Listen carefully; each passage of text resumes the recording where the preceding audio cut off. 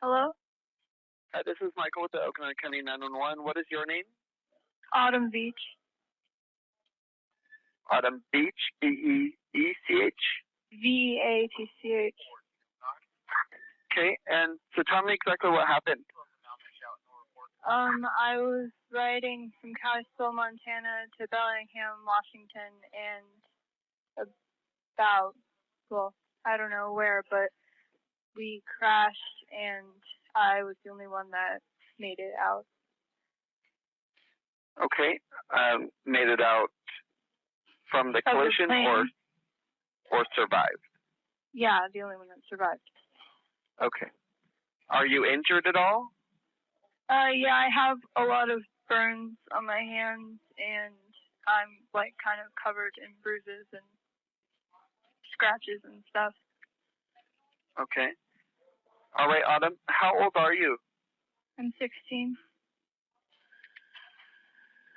I'm going to send someone out to come help you there at the Manzana store. Just don't go anywhere, okay? Okay. All right. Thank you. Thank you.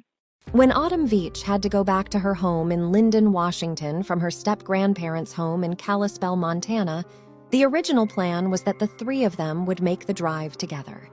Leland Bowman stepped in before they left the home and instead offered to fly her home in a small propeller plane the family owned. Not turning it down, Autumn readily agreed.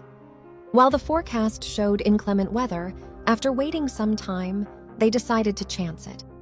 The trip seemed to go according to plan for the first hour and a half of the journey. Autumn sat in the back texting her boyfriend, who was scheduled to be at the airport, and the couple manned the cockpit. It seemed that after the first 90 minutes, fog came out of nowhere and completely covered their small craft. The first near miss was when they had a brief give in the fog, and Leland dodged last minute, barely missing a mountainside. The next step was complete failure from cell service and tablet that was being used for navigational purposes. With the cell service being their link, without it, they were now flying blind in a very literal sense. The reason of the crash is still debated, but it is known that the bottom of the plane performed a skid-like manner, taking out anything in its path before tipping onto its nose. The plane came to stop in a fiery wreckage. Autumn, to her own amazement, was still alive. She made her way out of the plane and tried to save her family from the fire since she knew they were still alive. She could hear them screaming. She tried relentlessly, burning her own hands to get to them.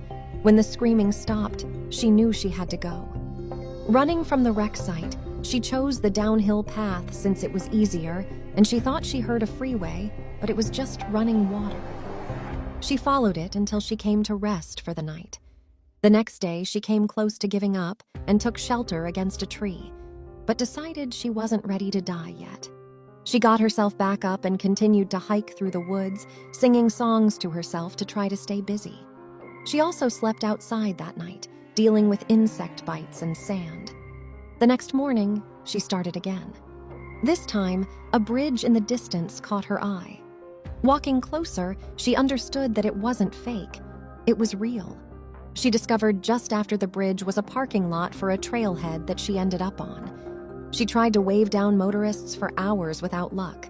It wasn't until a passing car noticed her distress and stopped, giving the dehydrated girl Gatorade and taking her to a general store to call authorities.